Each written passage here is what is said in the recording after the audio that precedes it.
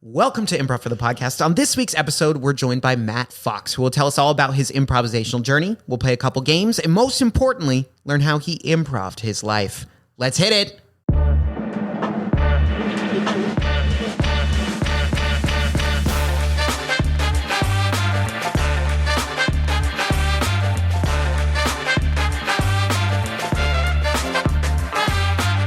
Welcome to Improv for the Podcast. I'm your host, Michael E. Evans, and tonight, on the beautiful Monday in March, I'm joined by Matt Fox, not the animal, but the improviser, singer, barber who's in a quartet, astronaut, and lover. Matt Fox. Yeah, what's going on? Not a fighter, but a lover. Not a fighter. I am an animal. Full stop. But I'm so happy to be here. Thanks for having me. Yeah, man. thank you for coming on, Matt Fox. This is your second appearance on the IFT Improv for the Podcast. Wow, I almost called it a different name. No, you chill. But Matt was on our holiday special episode just back in December, which was a fun one. Him with Gavin Constanzer. Couldn't stay away. He couldn't stay away. We had a great time, and I realized I was like, well, our audience deserves a proper introduction to Matt. Oh, thanks. Oh, shucks. The full feature. I have my favorite subject myself, That's why you're here. I'm just kidding. Yeah, that's what makes the show easy. I get people to talk about themselves. That's true. I do feel very comfortable. He's very good. He's very good at his job. Yeah, I did put like a bunch of like thumbtacks on your seats. So just be careful how you that's move. what that is. I put thumbtacks in my underwear, so I really couldn't tell, Wow. We have fun here. I don't have any questions about that. Neither do I. So, Matt Fox, what's your relationship to this old place, IFTP? IFTP came into my radar.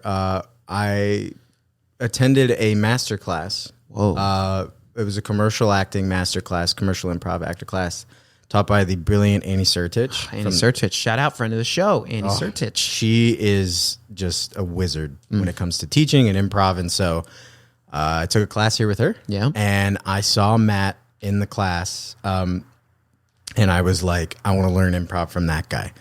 I just immediately saw him perform, and I was in the space, and just kind of saw his brilliance, and I was like, that seems like somebody who comes from improv from a place of a real good place, like abundance and the joy of it for the people. For the people. And so I was like, and then I'm pretty sure within that week I was like, I'm going to sign up. Wow. Yeah. So did you was he helping facilitate the class? Both. He was facilitating it, and he also was in it. And so I got to see I was like, oh, this guy owns this wonderful space that I've never been to. And we got to see everybody perform improv, and I'm like, that dude's just seems like a really great teacher in person. Yeah. So shout out, Matt. Was he funny at all? Or? He was hysterical. And what's so funny is I never told him this, but he looks like my childhood pediatrician. Oh, wow. And so I was like, kind of awesome. And my childhood pediatrician was such a jerk. Like he That's tried. so sad. Yeah. He tried to be smarmy and smart alecky to these kids. Yeah. And he tried to one up these kids in these exams. And goodness. I was just like, even as a kid, I was like, dude, what are you doing? Just like, all right, calm down, buddy. yeah, I was like, check my blood pressure or something. Quit give me your type 5. So anyway, I was delighted to see that Matt was actually funny as opposed to my childhood pediatrician, Dr. Jurek. That's good. A restorative, I don't know, relationship. Right. It was subliminal. Yeah. It scratched an itch in my brain. I'm like, this is who my pediatrician I hate this guy. Wait.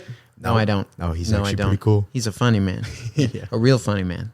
Wow, that's crazy. Yeah. Matt does not look like anyone from my past. So I don't. Okay. He's one of a kind. He's singular. He's taller. Dr. Jurek was a short man, so I think that's why he was so explains it. Angry. As a short man, I can see how he went down that path. Yeah. Yeah. What you got to be topping 6'8" at least. Me? Yeah. A whole foot off that. 6'9". No, dude, I'm 5'8" and 3/4", but I say in my self tapes that I'm 5'9". Oh yeah. Because why not? For most things, you're going to be wearing shoes. Yeah, unless you audition for Naked and Afraid, and then that's true. That could be bad. And just bare feet and bare button balls, man. They're like, we cast this naked guy because we thought he was 5'9". Yeah, they took off his shoes. Where's that 1/4 inch, buddy? I'll tell you where it is. My parents are gonna watch this. I'll keep it clean. It was in the heels of your shoes. Yeah, okay. Yeah, that's All right. where it was. We were looking for it. We found it. I was talking about my balls. No, I'm just kidding. No, I don't want to think about those instruments. Okay, anyway. This is going to go off track so many times because that's the way my brain works. So I just appreciate you staying with me, That's man. why we do. Thankfully, I've done enough of these where you got to have a little fun and you always get back to it, right? Yeah. Yeah. And a lot of improvisers have that nature. Yeah. That they're like very. It's like, we are doing something here. We'll get back to it. Yeah, right? yeah, exactly. That's how it goes. Okay. So before we really get to know the man, the myth, the legend, Matt Fox, 5'9" with shoes. Yeah. Thank you. 5'10" with 2 pairs of shoes on. And 5'11" with attitude. Yeah. Love that. We got to play some 3 things. Okay. We got to play some 3 things. In this edition, it's personally you. Okay. I've done some digging. I worked with my best team of Nice. internet sleuths. Okay. Unlocked your iPhone from afar. Unless you have an Android, then that's what we unlocked instead. We got in. We got all the dirty details. Lay it on me. And that's going to come through in this game right What's here. my social? I bet it's got 9 digits in it. Oh, you're good. Yeah, I've You're seen real good. I've seen a social before. It's 8 digits actually. Yeah. Oh no. I don't know. I'm not good with numbers or I bureaucracy. forgot there's only 2 in the middle. Oh, that's right. Yeah. I literally almost just said mine out loud, but I'm not. Yeah, no, I was I'm not thinking through it in my head and I was like, that'd be a mistake. Yeah. Tell you what though, mine has some of the numbers 0 through 9 in it. That's impressive. Yeah. I don't think mine does. Oh, I just mean in general, not in any okay. particular Yeah. order. No. It's just, there are numbers. There's got to be somebody out there with 0, 1, 2, 3, 4, Is it the first one, right? 5, 6, 7, 8. George Washington. Yeah. He popped out his teeth and was like, oh wow, what a number. All right. So okay. So 3 things you've played before. Yes, I'll yes. give you a category. You list 3 things. Oh yeah, we played on the holiday special. Hell yeah. I don't need to tell you any of this. No, dude, please. Okay. All right, here we go. infantile. So 3 things with Matt Fox. Here we go. These are 3 things. First category, Eagle Scout skills. Repelling women, 1, building a fire, 2, and those are the only 2 I kept. Being okay with real crappy food when you're really hungry. 3. Very nice. Next category, songs you've covered. Music of the night. 1, But, Phantom. Yeah. Make You Feel My Love by Adele. 2, And Be More Kind by Frank Turner. 3. Very nice. Last category. Projects, short films, sketches, commercials. Favorite of those that you've done, been in, worked on. Smosh. 1. Ooh. As a member of the Yum Yum Choir in an Oscar Mayer Wiener commercial. 2. And The Rehearsal with Nathan Fielder. 3. These are 3 things. Boom. All right. Let's circle back. Eagle Scout. Why'd I ask you about that? Yeah. Oh boy. Yeah. I am. So essentially, my grandfather, my great grandfather, my dad, my uncle, my great uncle, Wow. my great cousin, Wow. and my 2 older brothers are all Eagle Scouts. Wow. And then it got to me, and they're like, Well, "No pressure." Yeah. And I was like, "I don't have a choice. I'm not just going to like be the everyone's done it. So. Yeah, so they're like, yeah, but if you want it got to a point where when I was nearing Eagle, but it was getting to conflict with like becoming, like more and more involved in high school things. Yeah. Like around like 16. I was like, I don't know if I want to do it. And I remember my dad, it was the worst bluff ever. He's like, well, if you don't want to do it, you don't have to. And I was just like, I don't want to break this man's heart. So I got my Eagle at 16. And nice. I come from a long line of Eagle Scouts. Yeah. Yeah. Yeah. How do you think I found that information? Do you know how I found that information? Is it on my Facebook? No. Well, maybe. I don't know. I didn't. That's not where I found it. Is it my general demeanor? No. That but guy looks like great guess. he knows how to tie a lot of knots. Yeah. No, it was your first Instagram post.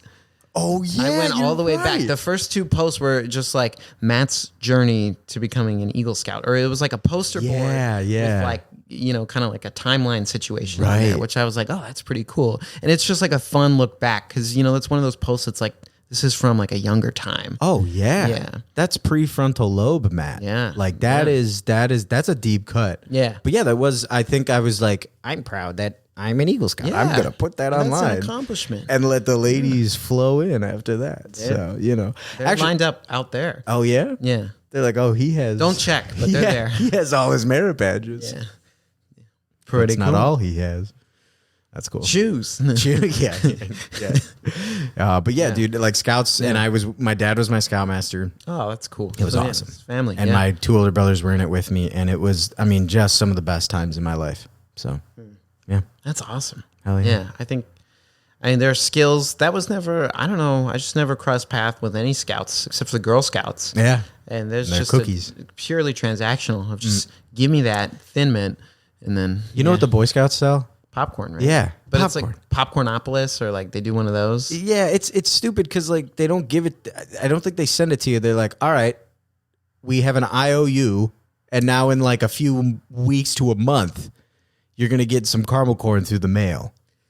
And bless you. Yeah, it is that repellent and sickening. Yeah, because I'm allergic to that. I don't get it. But I've never purchased anything from a Boy Eagle, whoever Scout, Man Scout. Yeah, I mean.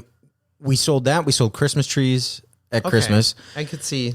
And that was a slam dunk. Like everybody in Ohio wants real Christmas trees. And then we had they're way better. I mean, oh yeah. They're of the like, they're native to Ohio. Yeah. Which is kind of cool. I didn't know that. And then we sold flowers on Mother's Day.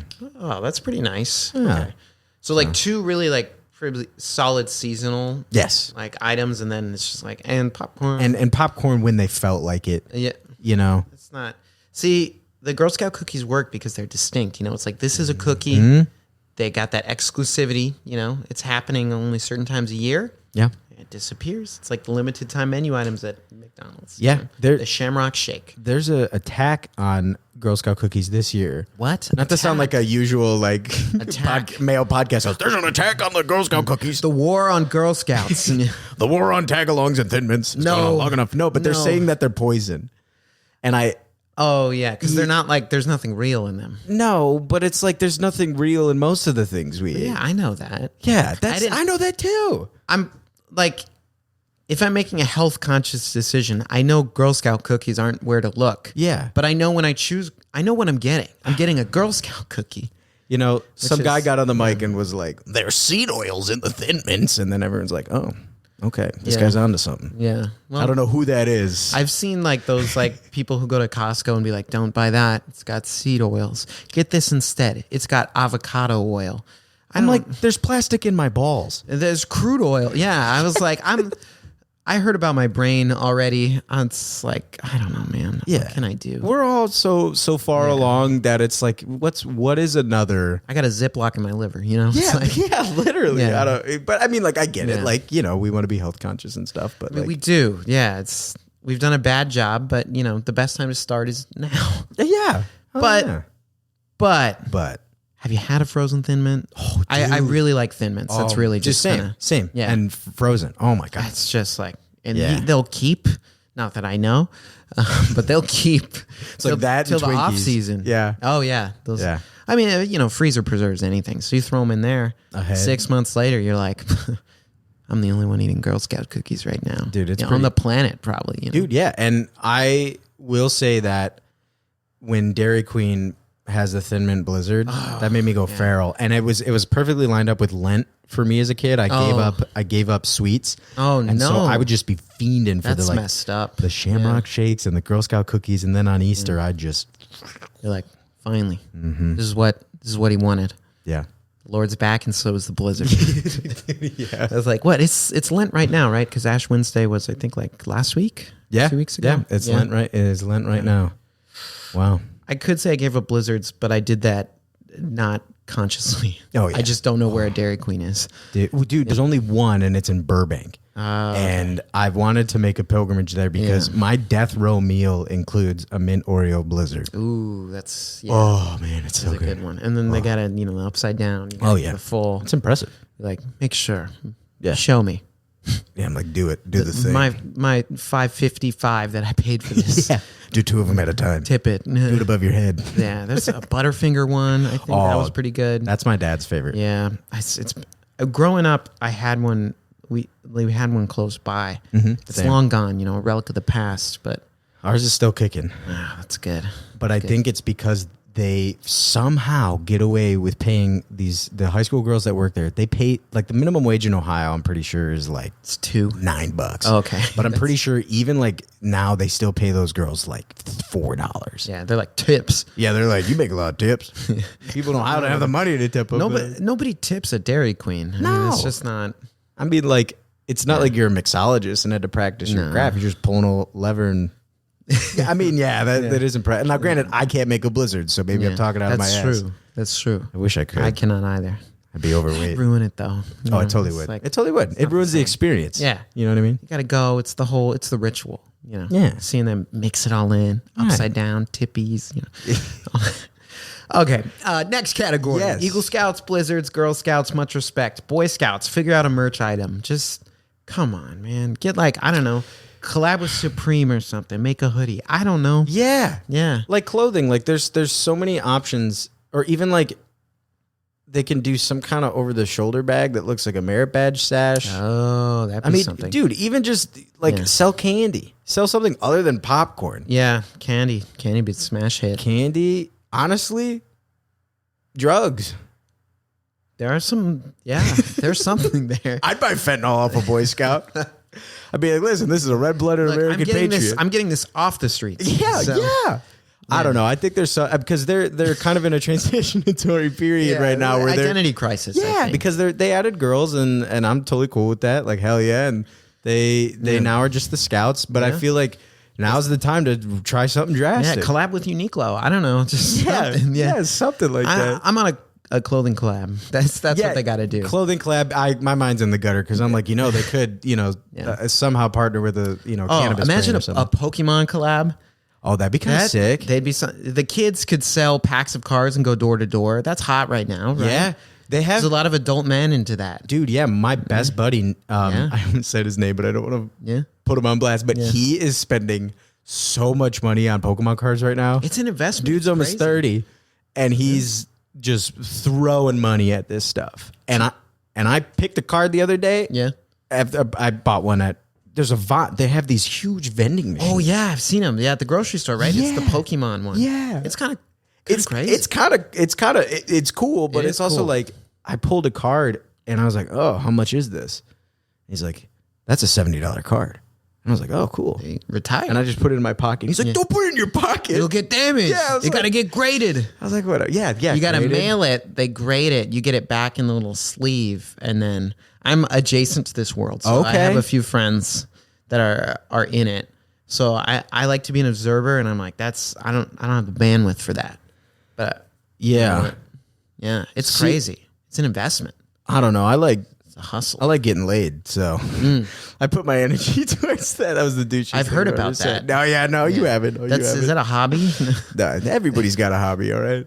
No, I have immense respect for the Pokemon world. I do because there's a lot of knowledge and lore into it. And honestly, I feel like it keeps people from like actual gambling. Yeah. Oh, yeah.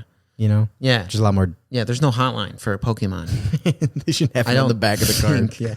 1-800-Pokemon. Yeah, dude. Yeah. Oh, man. Oh, shit. Yeah, that's true. I think it's a healthier. I mean, there are a lot of worse hobbies, Yeah. There are a lot of worse hobbies. Oh, yeah. We don't need to list them because we can think of them. Mm-hmm. Yeah. You, the viewer at home, it's an improv exercise. Think of the 5 worst hobbies you can what's think of. the 5 worst hobbies someone could have? Write it down, crumple it up, and That throw would it in the make you trash. not want to be their friend. Yeah. Oh, I could. There's a lot of people in LA with a lot of hobbies that. Yeah. This, might cause some concern. Yeah. Yeah. Absolutely. Or hard to you get into the hobby, but then you can't leave it. Right. That's scary. Like Scientology. Yeah, that's a bad hobby, I'd say. Yeah, I mean, I'd put that on the list, actually. I would say, and we're in a nest of them right now, and that's fine. Yeah. To each their own, but I don't know. Yeah. I don't want to just through the window there. Yeah. I mean, This window is not street facing, so I think we're Thank probably fine. God, okay. Yeah, I don't know. I'm not worried. They don't know this. I'm not worried. No, This room, yeah. You just see like on the It's roof. frosted glass. We're fine. Yeah. They can't see. They couldn't aim. Yeah. So you're saying there isn't John Travolta with a sniper rifle on the roof across the Tom street? Cruise. Oh, it is okay. Yeah. He actually would know how to. Because Mission Impossible, he does all. This he's shit. killed before. Yeah. Yeah. I mean, great actor, but way better actor than human being, right? Yeah, that's true. Yeah. He has killed someone. Yeah. So that next category, I asked you about song covers. Oh yeah. Yeah. So why'd I ask you about those?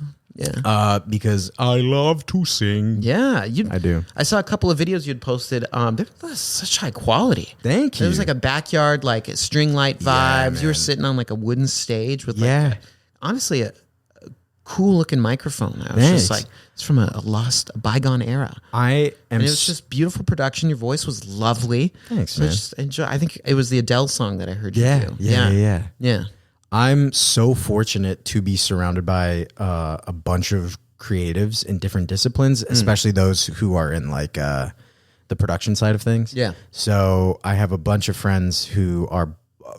I feel so lucky because they're begging me all the time. They're like, I have this camera, I have this equipment. Yeah. Please just let me shoot it. Yeah. And so my two buddies came over with their cameras, and my one buddy produces music, and so I was just, and that's actually the backyard of the house that I live in. Oh, Yeah. nice. That's convenient. Live in a big house with 7 roommates. Wow. In this economy, man. How many bathrooms? 7. 7 bathrooms. Oh no, wait, no. I was like, what? No. God, cleaning There's nightmare. 1, 2, 3, 4, 5. Okay, 5 bathrooms, 7 people. That's a great ratio. It is. Yeah. I mean, it was such a diamond in the rough find. Yeah, that's a pretty incredible situation, I feel like. It's awesome. All the street parking you can need. It's a cul-de-sac. That never happens. Yeah. No, big backyard. It's basically like a bunch of old millionaires that we live around. Yeah, I and was then gonna just say, a I was bunch like- of starving artists. We've gotten so many notes on our Yeah. cars about parking. and- Yeah, because people are like, get those kids off my lawn, Right. whatever. They Yeah. they don't like young people. No, but we're so respectful, and like Yeah. we throw like a house party a year, Yeah. and it's not as bad as others on our street. Oh, you should do the noise permit move, where you get that? When I was in college, I had a friend. He had a house, and this was like rare, because everyone's living on campus or Right. apartments. But he rented a house, like him and a bunch of other people. A house. They got a noise permit for a Halloween party. So then it was just like, whatever. It just didn't matter. So Like from the city. Yeah. you can get a clearance for a night to be as loud as you want. Yeah. Oh, that's awesome. Like there was a cutoff on time, Oh, sure. but it was like still leading up to that time. It was like, I mean, you have a permit, so there's got to be some libertarian dude on YouTube Yeah. who pushed that to the limit. yeah. And like got like a train horn and just blared it for a whole afternoon. Respect. He's like, the city okays it, guys. I don't know what you're so mad about. It's a free country. This is what I voted for. Yeah. I have the right to own a gun and do this as long as I want. Well, Be actually, loud. until 6:30 p.m. I hope time moves slow. Yeah. So That's crazy. That I did not know that. That would be like a fun, like just to be like, guys, We can be as we loud have as a we permit. want. Yeah. I mean, yeah. we you might not need it, but just to, No. I don't know. It's kind of funny to be like, what, permission to be loud. yeah. Yeah. I mean, I guess that makes sense because as long as you have it over by a certain time, Yeah. Then that's it's like huge. I did not know you can do that. you got on board with the cops, and that's hard to make happen. So. That's true. Yeah. That's true. Yeah. Yeah, the cops are fickle. Yeah. They don't want to be your friend sometimes. They do not. I don't. If more cops were just looking to make friends, yeah. Hey, man. I mean, yeah, I no, because you're onto something there. Because Yeah. it's like you see all those videos of these people with interactions with cops, and Yeah. like, sometimes those cops come in hot, Yeah. and it's like, bro, man, I'm just trying to vibe. Yeah. Let's talk to each other. But I get it. They Yeah. see a lot of shit. Yeah. Like sometimes it is fun to drive fast. Yeah. Look. And cops do it a lot. Yeah. Yeah. And they tell me, oh, don't be on your phone. I'm pulling you over. You have a laptop in your Yeah. car. I was like, I've seen you browsing Reddit on the freeway. Yeah, I mean, dude, hey, man, I do actually, I think I healthily question the police just as much as I support them because it's like, who are you gonna call? Who you gonna call when sometimes shit hits the fan? Ghostbusters. Oh, that's true. Yeah, we don't need the police. Yeah, no. Just call Ghostbusters. Yeah. The Avengers. Yeah. You don't They'll need respond. Yeah, you don't need the police. Yeah, I was like, there's other options. Can you imagine if you actually like just shined something in the sky like Batman, and then just you got saved? That's all it took. Yeah, just one of those green lasers. Oh my gosh, I'm getting mugged. All right, guys, if you could keep mugging me for like 2 minutes, he'll be here. Yeah, I don't leave too quick. Yeah, right. That would be a shame. Yeah. I don't want to waste his time.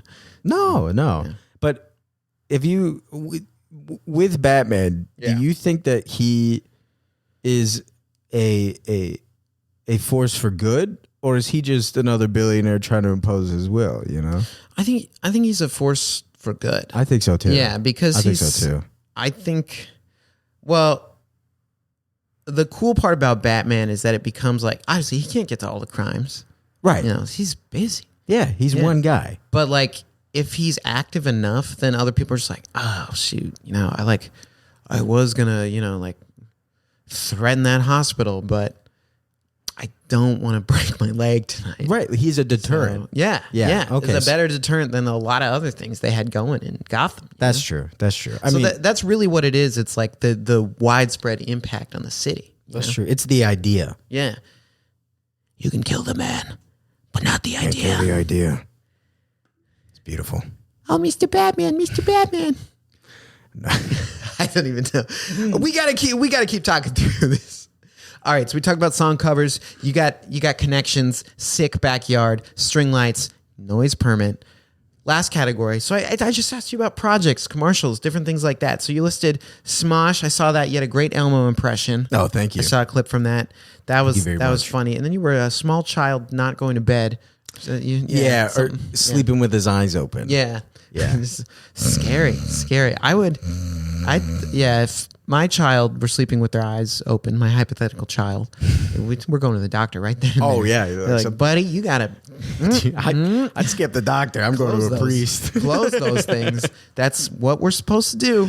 Oh, yeah. Yeah. No, it was a really good time. What about those projects? Just kind of, real quick. Like, I was very fortunate to be on Smosh. Yeah.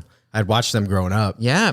Food Battle, 2009. Right? Oh, my gosh. Yeah. And Ian Hecox, Anthony Padilla, icons. Everybody over there was so nice and so welcoming. And and then I worked with them for about 5 months when they brought on the newer cast. And then I just got a call one day. They're like, so, blah, blah, blah. And what was interesting was I was just like, I didn't know what the phone call was. Like even 6 minutes in, I was like, what's going on? What are you saying? And then finally I had to be like, this is literally what I said. I was like, so I'm serving Thai food and you guys are serving Mexican food? And he's like, exactly.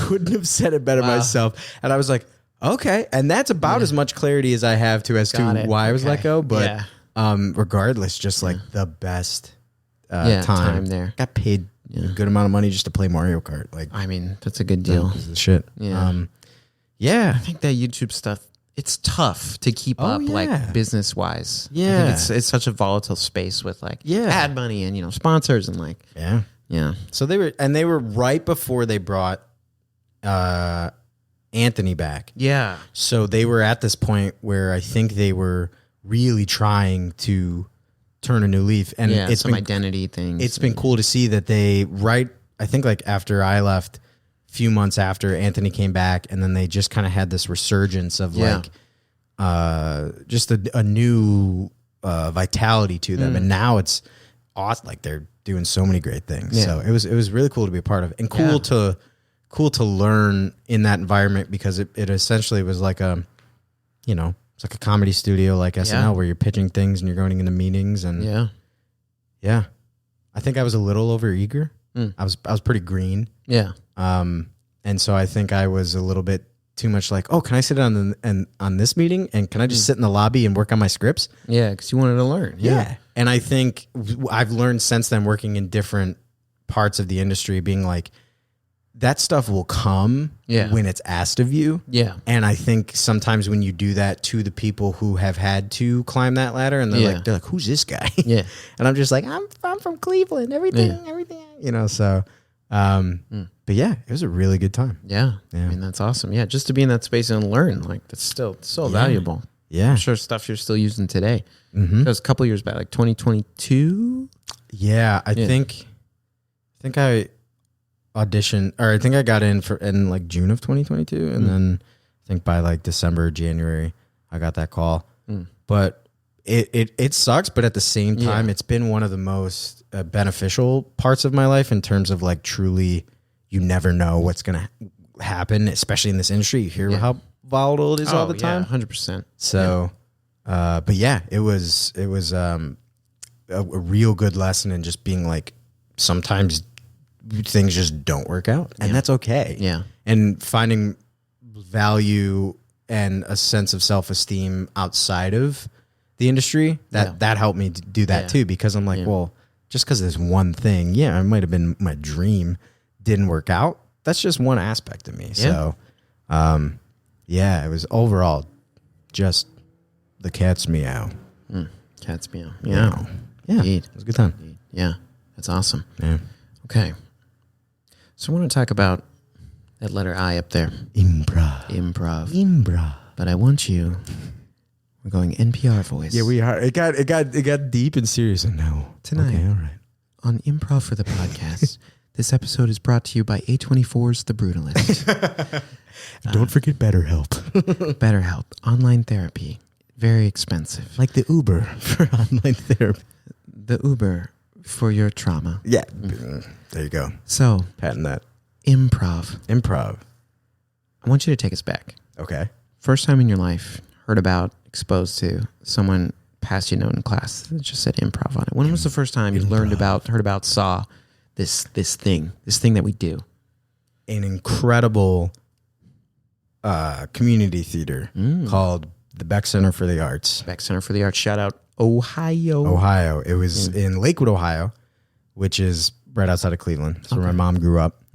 And I auditioned to be in a play there. And in order to be in the plays there and be in the musicals, you had to be enrolled in classes, even if it was just once a week. Yeah. So I started taking, I was 12, and I started taking improv classes from members of Cleveland's premier improv troupe, which was called Something Dada. Shout out Something Dada, an incredible roster of improvisers who were from Second City and all around, the country, and wonderful teachers. And so basically every Saturday until I was probably in high school, so like 16, wow. I was a couple of years just learning from still to this day, these guys that I would go see the shows and they would blow my mind, and then I'd learn from them the next week. And then throughout college, I came back a few times and performed with them, and that was just so surreal. It was so cool. Yeah. But so from a guy named Russ Stitch, incredible improviser, Aaron Patterson, these guys who were just like, and that was the thing, like Cleveland only had really one improv studio. Yeah. And I just kind of stumbled into it. Even though I knew that I wanted to learn comedy and stuff, I was just like, oh, yeah, I'll take this class. Because all my friends who had been at the Beck Center were like, take the improv class from Russ. It's awesome. And I did. And I was like hooked ever since. That's awesome. Yeah. So leading up to that, because you said you auditioned for a play, were you already interested in performing and things like that? Like prior to that, like you're like, I want to do plays or whatever. Yeah. I think in a combination of being the youngest child and the youngest of two boys. Yeah. Or three boys. Yeah. I just always loved performing. We were in a precursor to Boy Scouts, not Cub Scouts. It was called Indian Guides, Native Sons and Daughters. Okay. And, it was, Midwestern dads dressing up as Native Americans. So, it was peak, post 9/11 2000s. Yep. Whatever. And, and so I would do skits at the campfires then. And then I remember doing a skit in a cul-de-sac once in my neighborhood for anybody who would listen. So like 4 neighborhood kids just kind of peeked their heads out, and I called it the Matty P Show. Hey. Because my middle name's Patrick. Oh, there you go. Yeah. And then I remember my mom was like, you should audition for a play at the Beck Center. I was like, okay. And I auditioned I was in 6th grade, and I auditioned for Tom Sawyer. Nice. And I'll never forget, I was in the kitchen. My mom played the voicemail on the answering machine. It was just like, Matt got Tom Sawyer. And I was like, what the And then for better or worse, ever since then, I'm like, I guess I'm getting my sense of self from performing. Yep. I understand. Oh, yeah. And so then and then the Beck Center was just my outlet for that until I went to college. Yeah. Yeah. Wow. That's fantastic. So, growing up, you were doing plays, you were taking classes, these improv classes with Russ Stitch. Mm-hmm. There you go. Mm-hmm. And these other Cleveland something Dada. Oh, yeah. Improvisers. I'm not quite sure if they're still around. Yeah. But I think they are, but they're brilliant. Yeah. Fantastic. That's really cool. So you were taking the classes. You were doing, I guess, probably plays throughout growing up, things like that, whether at high school or at Beck. Yeah. Wow, that's fantastic. Give me like a role or two that you loved doing growing up. I was in this play called The Sunshine Boys. Sunshine Boys, love it.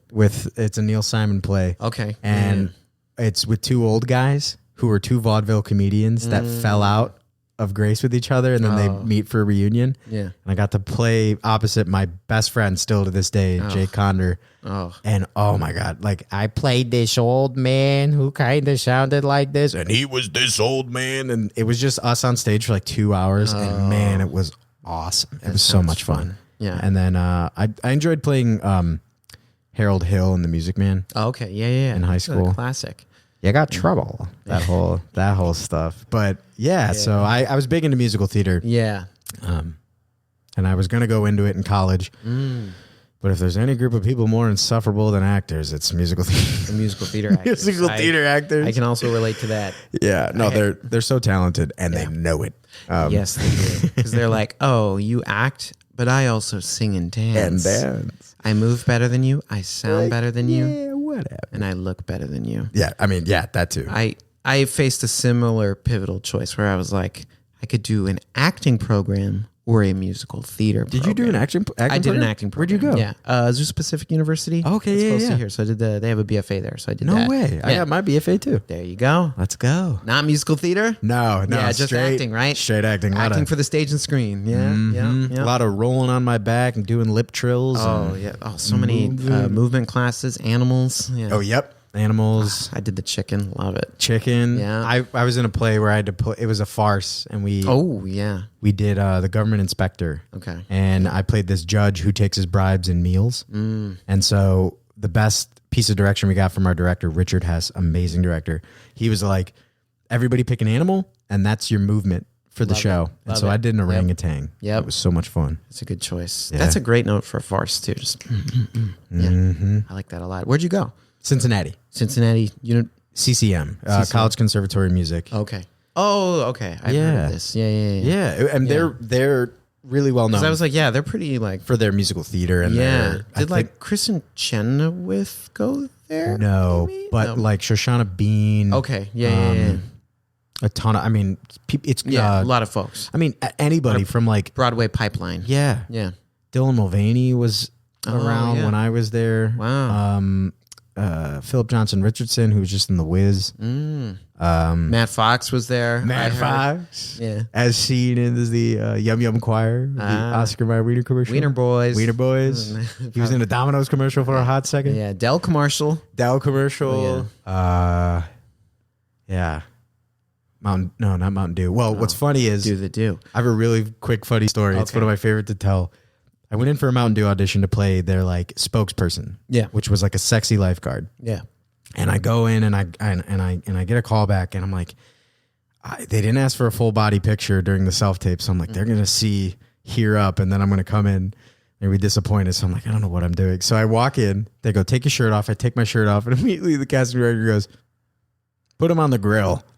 And I was like, but to that point, I was like, hell yeah, because I'm definitely more the grill guy than the sexy Put lifeguard. him on the grill. Hey, getting cast is getting cast. That's right? what I'm saying. And like you made it to that point anyway, so who cares? Yeah, that's what I said. Tula commercial. Hey, this is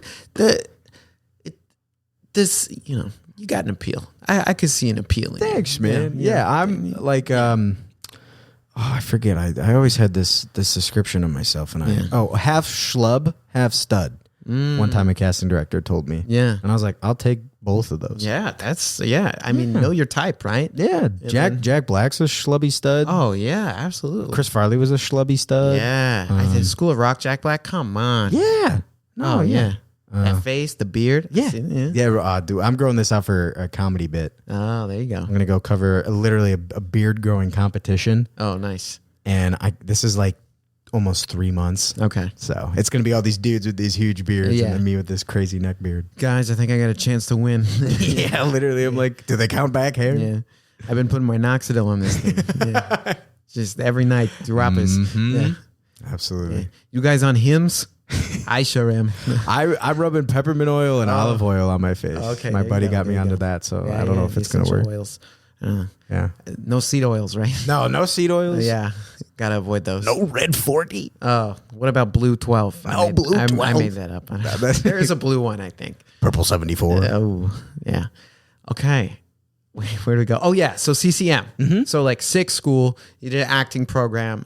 So finishing up high school, like you made that choice, right? So you knew you're like, I want to go into this. I want to be an actor, whether musical theater, straight plays, whatever. Like you knew at that age. Yeah. Yeah. I had a hot sec where I wanted to be an optometrist. Oh, yeah. Because I love science, but I'm kind of thankful I didn't do that. Yeah. My wallet isn't thankful, but I'm thankful. Yeah. But yeah, I knew that I wanted to study it at a pretty consistent degree, especially with a BFA. Yeah. Where it's every day for 4 years. Mm-hmm. And it's something that I definitely don't regret, but I definitely am like, I think what I would have done differently is go to the city that I planned on moving to, and then going to college there. Yeah. Because a lot of the connections I got in Cincinnati are in Cincinnati. And it was great, but I knew I was like, I want to move to Los Angeles. I knew that since like my junior year of college to do the groundlings. Yeah. And yeah. But I mean, I met some of the best friends of my life still to this day. Members of my entire sketch group is there you go. Dudes I met in college. Did they move out here? Yeah. Well, there you go. They moved out here. Yeah. We all moved out here. So, but I loved, I would never trade like going to art school. Yeah. Because that really did open my intuition, my heart, my mind, my consciousness. And it really set me up for becoming a person that I like. Yeah. You know what I mean? Yeah. And not doing anything other than because I wanted to do it, and sometimes if you take that straight path of college, career, sometimes, you wake up and you're 50, you have a midlife crisis. Yeah.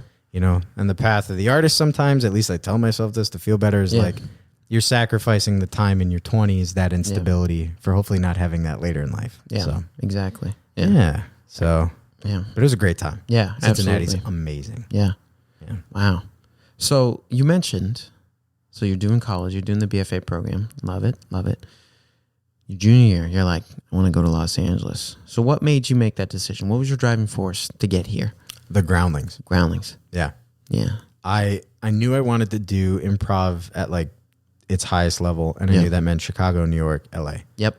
And then my big jam is characters, and that's the mecca of characters is groundlings. That's a big part of their philosophy. Yeah. So I'm still literally got an email today, still trying to get in the next level. Yeah. They're pretty bottlenecked. Yeah. I know the higher levels, it gets pretty crowded. Yeah.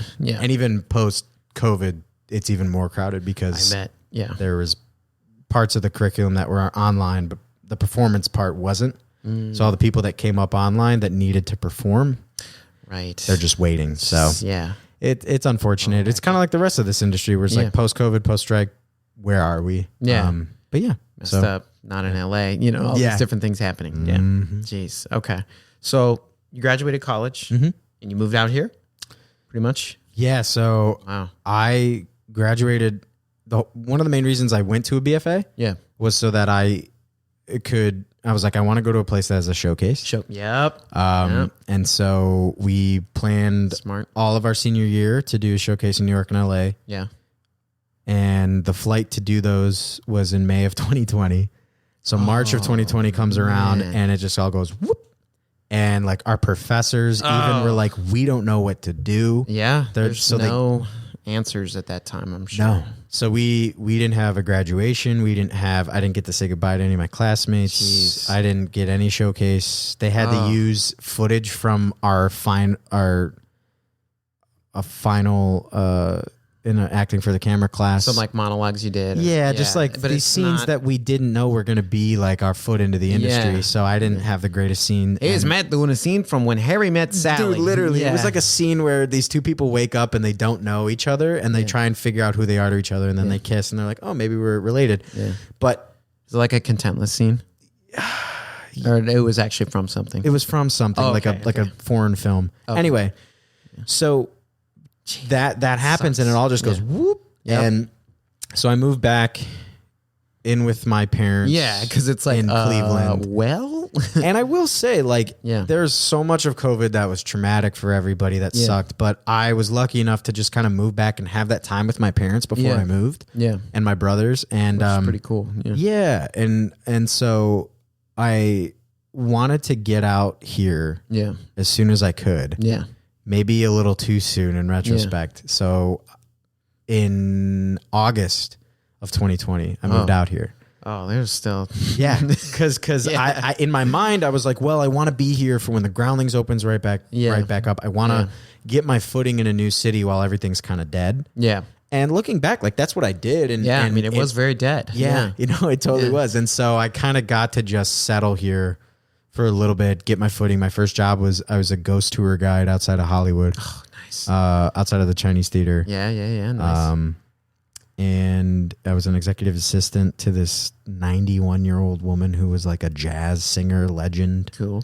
And yeah, I moved out here and pretty much for the first like year, just tried to find those jobs to settle in, have a sense of income. Yeah. And then I was like, all right, I need to find an agent. And I think within like 8 months of me being here to a year, I used a former improv connection. I was in an improv troupe in Cincinnati called Sin City Comedy. Nice. So much fun. Yeah. Through that, my improv teacher at my college was also in that with me. Yeah. And then I reached out to her and I'm like, I need some help finding an agent. Yeah. She referred me, got my agents, and I've been with them ever since. Nice. And yeah. And then so once the world started turning again. Yeah. It was like 2021. I feel like things started happening Yeah. here. Yeah. Yeah. So I did the first 2 rounds of Groundlings online. Okay. Yeah. And then I did so they have basic, intermediate, advanced. Did the first 2 online. Did advanced. Yeah. Then like a good chunk later, because the waiting periods are forever, I did writing lab. Okay. And then passed writing lab, and now I'm waiting to get into advanced writing lab, which is before Sunday Company. And It's like, good luck. Yeah. yeah, it's at a point where it's just every Yeah. modus operandi of the industry is trying to grasp its way, and Groundlings isn't any different. Yeah. Great people over there, wonderful institution, but They probably don't know what to do. They're like, No. we have too many people, and Sunday Company doesn't have that much room. right, And we're not looking to move up to main company, you know? Like, right. And then it's like, that's And there's it. Like, and there's no cap, to my understanding, on main company. yeah. And also, like, even if there was, like, who's to say these people who did the same path we did 5 to 8 years of their life, Yeah. and then to be like, sorry, you have to make room. It's like, That's not fair it's- either. no, Yeah. it's not. So it's impossible. Yeah. it is. Yeah. So, but yeah, I mean, that period of post COVID, I was the last of my family to still be in the education system. But and in the moment I'm like, man, I didn't get my graduation in minute. Yeah. But dude, I'm like, and I look back at it now, my mom's a teacher and a guidance counselor. I'm like, I'm so glad Yeah. that nobody in my family was in any other part of the education system. Yeah. Doesn't matter, kindergarten through Yeah. college. It Yeah. just for 2 years got screwed. Yeah. I was a middle school teacher during COVID. My wife man. was and still is a middle school teacher. So yeah, that was I mean, You guys know it intimately. missing then. prom and like all those like milestones, right, that you have as a kid, or even, you know, college graduation. That's a big one too. Like that sucks. So like for me, it was watching kids miss out on that. Like Yeah. 8th graders, you know, they were just like, well, I'm going to high school. Like not going to see all my friends. Like now we don't go to the same school anymore, you know, because you split in a high school, everybody goes different places. It's LA. It's huge. Like, Yeah, it's crazy. it is crazy. But yeah, it's been a really, like, looking back, because I'll be here 5 years in the fall. Yeah. Crazy, right? Yeah, it goes by so quick. How long have you been here? Well, if you count school, like 13 years. Good for you, man. I was like, oh, You man. need a medal after 5. Yeah. So you got 2 of them. Yeah, I was like, man. oh, it's a lot now. Yeah. I Yeah. was like, oh, Yeah. no. Living like not school, then I guess 9 years. Okay. So, which is also scary to think I've been out of college for almost 10 years. Isn't that crazy? Yeah, next year's 10 years. Wow. So, Yeah, it flies by. yeah. It flies by. Yeah. I just turned 31. So I'm like, Happy, all right. happy belated, man. No. Yeah. Well, Unhappy yeah, but it's like, oh man, yeah, we're getting there. Yeah. Yeah. Yeah. What are you, 18? No. Me? I'm 27. Okay. Nice. Good age. Yeah, Good I mean, age. Yeah. I'm trying to not be a member of the club. Trying to make it to 28. That's good. Yeah. Yeah. Don't do that. No, I'm That'd be chilling really on that. sad. No, I know. Yeah. Yeah. I have made peace with the fact that I'm in the later half of my 20s, and Yeah. you know, Yeah. I'm gonna get older. Whole thing's a grind. It is. I know. What did you say before we started? You Yeah. said the leading cause of death is life. Yeah. Amen, brother. It's one of those things, you know. Amen, brother. Yeah. I have a friend, a buddy of mine. He's still in that grind like you. He's, I mean, same age as me, but you know, he does like, he was in the Penguin, that HBO show. Yeah. But then it's like he's still going back to his day job because the industry is so like, they're not making anything here. You know, it's crazy. But I'm like, man, you ran an HBO show, and Right. then, like, Well, it's funny so because tough. Yeah. the industry's always been that fickle, but Yeah. I work with my agents twice a week in their office, and my really good buddy is making waves and stuff. He was just in the first episode of The Righteous Gemstones. Oh, nice. Yeah. And even like from the perspective of my agents and him and everybody, it's like there's just, it's kind of what's happening with, I mean, my brother's in healthcare, my other one's in operations management. It's just like there's such a profound change going on in the world Yeah. when it comes to power and wealth Yeah. and the systems that we're living in, that there's so much imbalance that to make a living, especially in something as lucrative as show business, is becoming even more dire than it used to be. Yeah. Like even I was in, I'll give you this metric. I was in 8 commercials before I went union. They were all non-union. And if somebody in that same position was in 8 commercials, even back in like 2015, Yeah. and I'm logging the checks in my agent's office. Yeah. I'm basically digitizing it. Yeah. I'm just click airdrop. So I've seen all the financial records, and it's crazy. There was a period in like 2015, 2016 where like all of these ad agencies and these commercial companies, especially even the most recent commercial strike in 2008, I think. I can't remember. But they're all being like, well, why are we going to pay these SAG rates when we can just pay these non-union rates? Yeah. And, you know, so like 8 commercials, even like 2 commercials back in 2015 could have net you so much money. Yeah. And I used to make, when I was doing those commercials, like $3,500, nothing to sneeze at, especially for a starting out actor. Yeah. But now those same commercials are at like $1,500 Jeez. for like Which is nothing. PepsiCo. Yeah. For, You know, like corporations. Yeah, Yeah. and how many millions they're making off it. And, Yeah. you know, it's crazy. And that's why people are striking, and that's why the balance is trying to shift. Yeah. But and they're just going to find the cheapest like way to hire an actor, right? Exactly. AI, you know, Yeah, like right. options. They're like, Right. yo, I can make this commercial for so cheap, and then, you know, I'm going to turn $1 billion in profit, and you know, the next quarter or whatever it looks like. Yeah. like Quentin Tarantino financed Reservoir Dogs Yeah. based off of residuals from being an Elvis impersonator in the background of a Golden Girls commercial, Golden Girls episode. Yeah. And it's again because cable TV doesn't have as much teeth as it used to be. Yeah. No. I mean, Now it's streaming, residuals are- and it's the numbers are fake, and yeah. yeah. It's Nielsen, what is that? right, Yeah. right.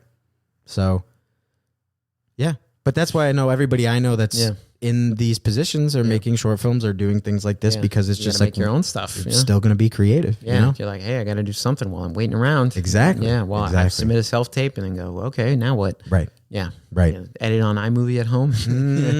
Get my little blue screen or whatever. Yeah. Yeah. It's an outlet. Yeah. So what are some of the things you're working on right now? What are you up to? Yeah. Got a lot of irons in the fire. Yeah.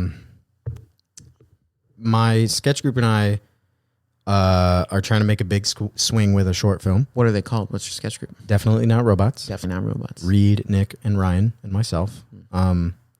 Great guys, met in college. So we're trying to get a short film of ours made. We just did a previs for it, where basically we just kind of rehearsed what it's going to be like shooting it. Yeah, nice. That'll be awesome. And I am also trying to become a correspondent for Channel 5 News with Andrew Callahan. I've been in there with my buddy. I love Me too. his stuff. So man, Vegas tunnels, crazy. Dude, yeah. Yeah. I was just in their Tesla showroom protest video. Wow. Through crazy luck and happenstance, through personal connections. Yeah. And so I'm just trying to reach out to my contact there and be like, hey, do you guys need more footage? What are you working on? What can I go get you more footage for? Yeah. So that's been really exciting because I really do, Andrew's a bit of a polarizing figure for many reasons, but all gas, no brakes. Right. Yeah. Right. What he's doing now, right? But I do think the work that he's doing is very important. Oh, I do too. Because he's such a antidote to legacy media. It's like pure journalism. It is. He will go to both a MAGA rally and a BLM rally and be like and then he takes what he hears and then frames it, as opposed to, I feel like, is framing it and then tries to ask leading questions to get something. Shape it into what he wants versus he lets the people speak, which is huge. Presents it. Yeah. So that's been cool. Yeah. I've been making more. I love to sing, and so I've been trying to make more just singing videos. Put those out there. I have such a yearning to do van life. And there's this opportunity that I stumbled upon where I could go live in an RV up in Northern California and work a seasonal job. Yeah. Like that would really hit. Tempting. Yeah. Yeah. Sure. I'm take a break and such a big nature camping guy. Right. Yeah. So yeah, man, dating in LA is fucking impossible. It's so impossible. And so I would love to find my person. That'd be pretty sick. Yeah. But all in due time. Yeah, all in due time. You're doing improv. Dude, right? I mean, and this, honestly, like, I can't say enough good things about IFTP. Yeah. And I've been, like, evangelizing it to all my improv friends because I'm like, there's a style of improv. There's kind of like two styles of improv, I feel like. And there's one where it comes from a place of abundance. Yeah. And it comes from a place of, like, people who are good improvisers because they're good people, meaning like good improvisers listen and they make other people look good. And if you have a bunch of improvisers that live that, you can see that in their improv. Yeah. As opposed to I think are some schools of improv that I've been to that it's just everybody on stage trying to be the person who's on top of it, who's just trying to look like the smartest person in the room. Yeah. Trying to not look like an idiot. Yeah. But the best part of improv is that gray space that Matt talks about, you know, and you lose that sometimes when when it's cutthroat. Yes. You're trying to get on the team, the group, right. or whatever. I've been in those UCB Herald auditions. I've been that person, you know? Oh yeah. Because it's hundreds of people there. How many spots are there, you know? Right. Nothing. Right. And don't get me wrong, like that's a style of improv, and it's really fun to watch. Oh, yeah. Because you get to see these people who are doing crazy mental gymnastics on stage, and you're like, holy shit. Yeah, the structure of it all. Right. But I think being more from an acting background and less of like a comedy background, I really like stuff where I watch it, I'm like, I believe that. Yeah.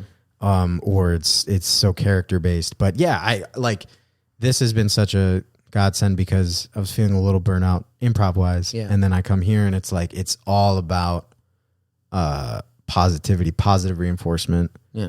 But also not like I don't feel coddled here. Like I feel like if there's stuff I need to work on and stuff, there's a way that it's brought up, but it's brought up in a way that's like encouraging you to follow the positive aspects of what you're doing. And then that kind of informs when you're not doing that, you know? Yeah. Yeah, this place is great. I feel like here, in my opinion, in my experience, it's like the amount of work you put in is what you'll get out of it too. Yeah. Because I think like Matt or whatever teacher, is going to see like, okay, so this person is really grinding, really working at it. So I see that, I'm going to respect that too.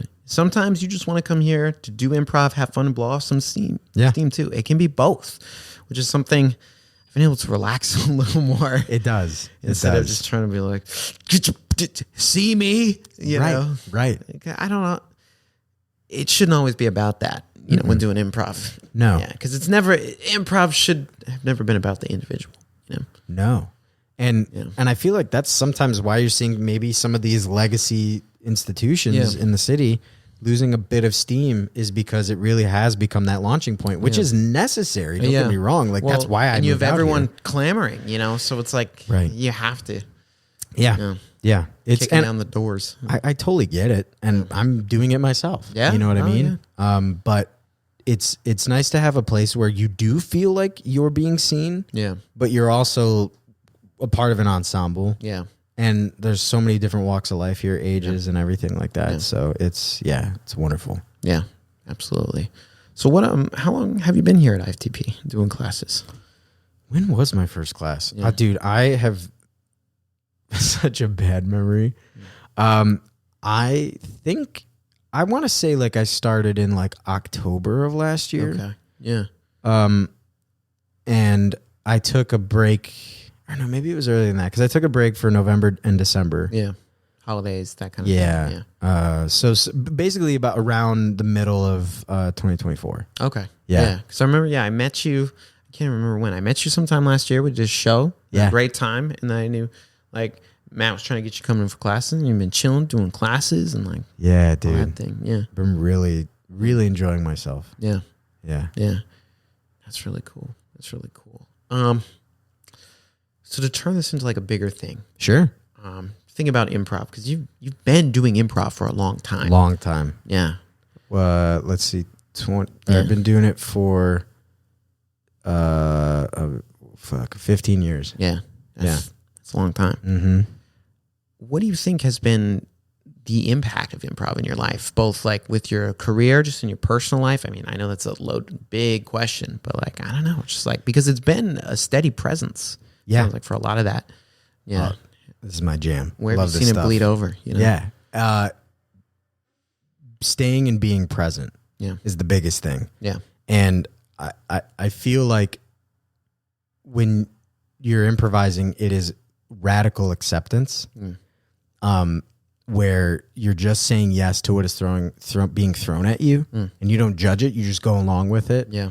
And I think being the youngest child and being kind of thrust into situations where I'm like, shit, all right, this is what I got. Let's do it. You know? And I love new experiences. I love meeting new people. And so it's this, this thing that feeds itself both ways. Yeah. I find that when I'm in improv classes and doing improv, it enriches my life. And when my life is enriched, I bring that presentness into the scene. Yeah. But yeah, I would, improv is such a vehicle for creativity too. And because really there's what your mind can think up. Yeah. So that part has sustained me, because I have to create to keep myself sane. It's I understand. Such a divine act. Like all of this is creation, and so to engage in that with then a group of people. And that's the other thing too, is like, I love hanging out with improvisers, but it's funny because it also is a unique vibe, because it is just riff city. Yeah. It can get exhausting. It can, but it's so fun because like now, especially with the people I have been so fortunate to have in my life, just that sense of goofing around, that sense of riffing, that sense of turning any situation into one where you could be laughing and having fun. Yeah. That is probably my favorite part about that snake eating its own tail that is improv in my life. Yeah. Because there's just nothing better than a good riff sesh that doesn't seem like it's people trying to one up each other. Yeah. Yeah. And I can always see this thing in an improviser's. There's a one of my mentors, I guess, and one of my improv heroes is Dan O'Connor, who runs Impro. Yeah. Edie Patterson, who's on the Righteous Gemstones. Okay. Yeah. They're just this improv power couple guru-ness that exudes from them. And he has this book, Life Unscripted. And it basically just talks about how, like, the tenements of improv, how they can feed your life. Being present, listening to other people, listening without the intent to respond. That's huge. Yeah. And not trying to always label what's going on, because our minds are already going to try and possess and label and look for things that are different. Yeah. So to exercise that other part of your brain that has to do with, you know, your point of view and your perspective. Because that's one of the triangle they talk about in Groundlings is change your voice, change your physicality. But the one that always sticks with me is change your point of view. And I feel like the more flexible you can have, or the more flexible your points of view and perspectives can be throughout the day, the happier you're going to, the easier you're going to make your life, because you're running into so many different perspectives of other people, and every moment provides, you know, different parts of you to come about. Yeah. I love Ram Dass, who's this spiritual teacher. And he talks about, like, if you're in a car with three dudes and one guy's hungry, one guy's horny, and one guy, his car's having trouble, the one guy's only going to see the fast food places. Yeah. The other guy's only going to see all the beautiful people that he's driving by. And the other dude is going to see all the auto places. Yeah. And so it's like that, that amount of, all those different points of view live within us based on where your attention is and where your desires are and all that shit. Yeah. But, and I feel like when you're in an improv scene, you're so free to explore those different parts of yourself, all the different perspectives of yourself. Yeah. And I've always just had this chatter and this plethora of things going on in my mind where I can just let it out. And that's why I love it. Yeah, I'm off my soapbox. Hand that over.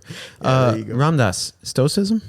Is that, or am I crazy? No, he's there was a link I had in my head. No, just severed it because that's not right at all. The spark notes of him is he was a professor in Harvard. Okay, and he with Timothy Leary was one of the first Harvard professors to start studying psychedelics and their effect on psychology. And because they were both psychologists. Yeah, he got kicked out for basically during the scare and the war on drugs. They were like, so he was like, well, I'm gonna go try and find meaning in India. Met this basically this Indian saint, and then came back to kind of teach the ways of kind of letting go and becoming more present that he learned in India. God. So very interesting. Yeah, it kind of mirrors my own life in a way, because I came from a very structured, wonderful upbringing of just like, you know, Eagle Scout, go to church, you know,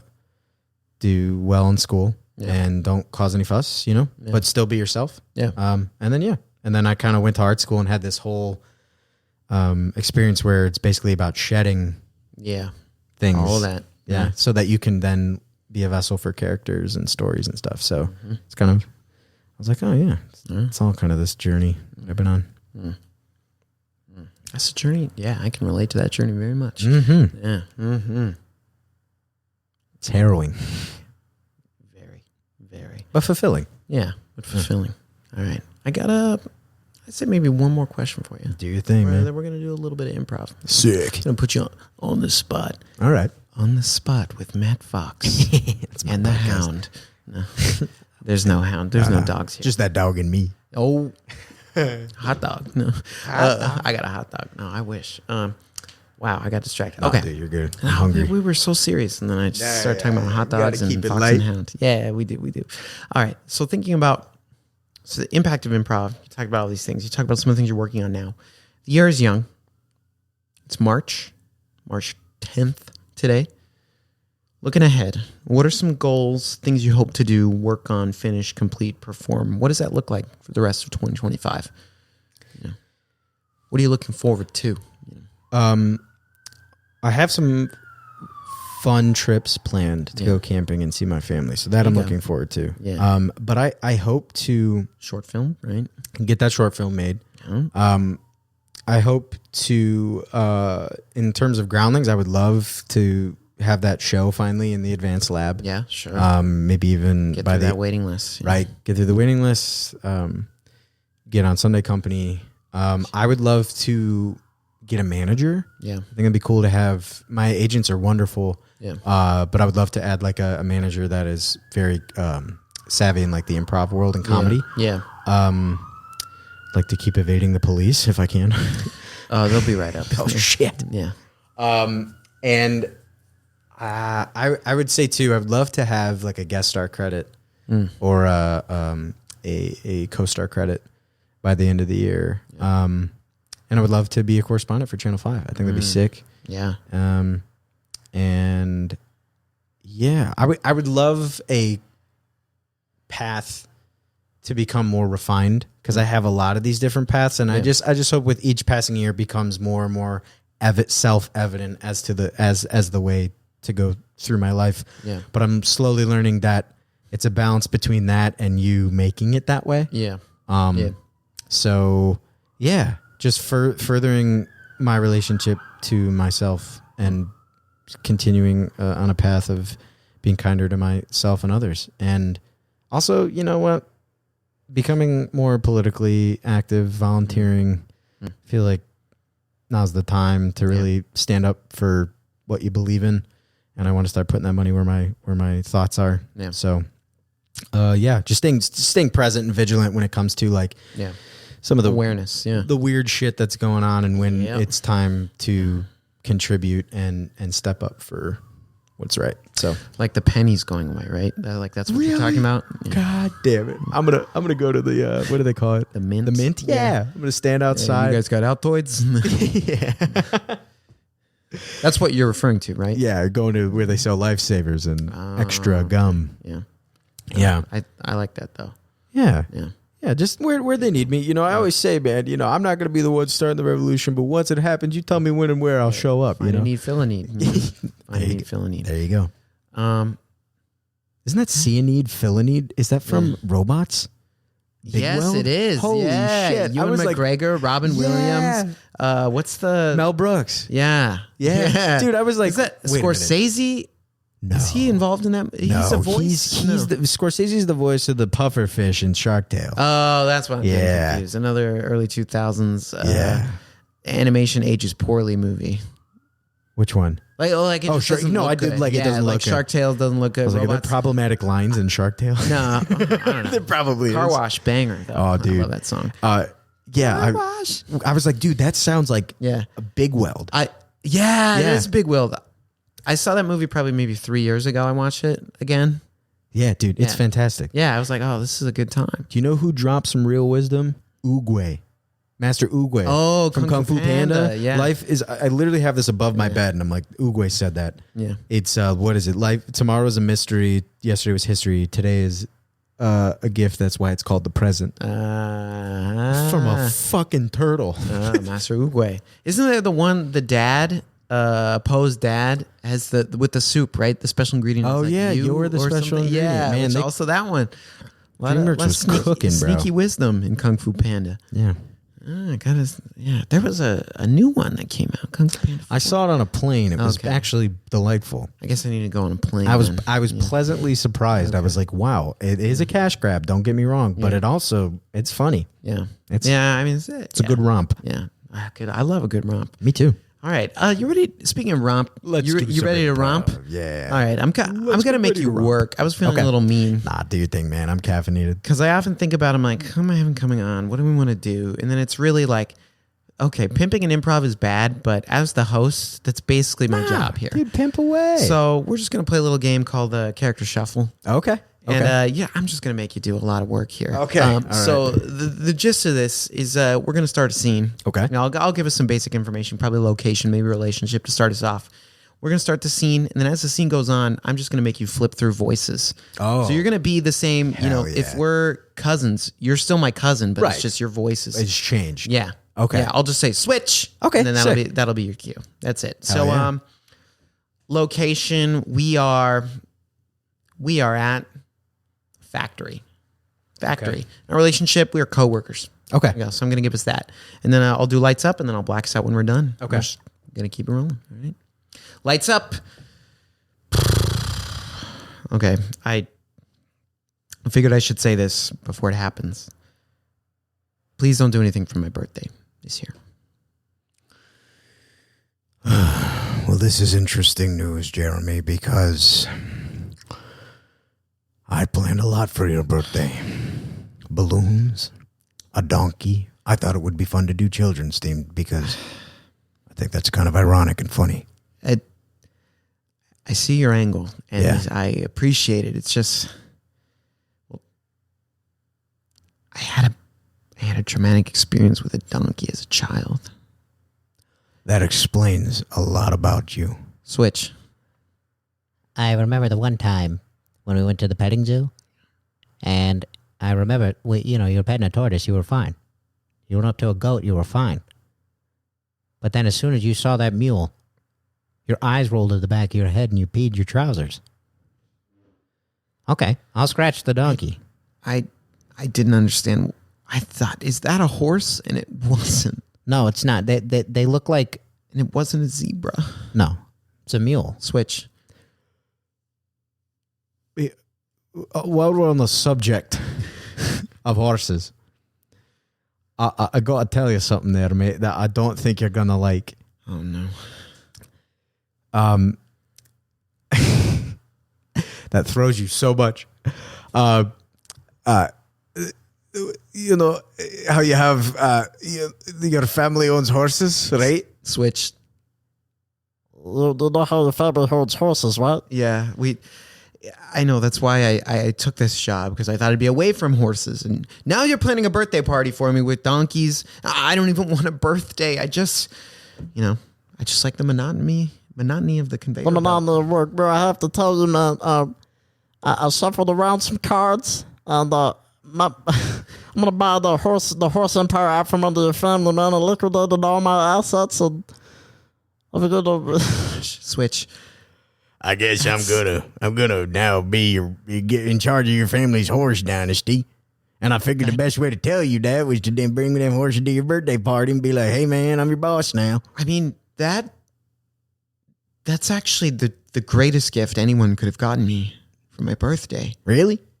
Heath, to know that I can go visit my family and not have to see all of that. Yeah. Someone else is in charge. Yeah, well, that's the thing. I figured it's one less thing for you to worry about. To get the Clemens out of the horse business. Yeah, I mean, it's driving you all crazy, and one of their sons doesn't even like horses. So I figured, why would you even need to be in charge of a horse business? Thank you. You're welcome, man. This is This the nicest thing a coworker has ever done for me. That's incredible. We're I don't, I like more to be than coworkers. Well, I'd say Switch. I'd say we're best friends. I'd say that we're blood brothers. I think so. Yeah. I will say, this might be a bit too emotional for a break room, but I do think that I love you, but platonically. And that's why, Oh. like, I'm in love with you, but like not in a romantic way or anything like that. You don't feel the same? This day has been a lot. I was at the height of heights when you said you bought my family's company. Bought your family's car. Yeah, I took it off your hands. It seems like I was stressing you all too much, and the fact that you don't like horses. And then I went even higher when you said, I love you. Yeah. But then you undercut it. You said, Platonically? Oh, well, I don't want to there have was a sex with you. moment.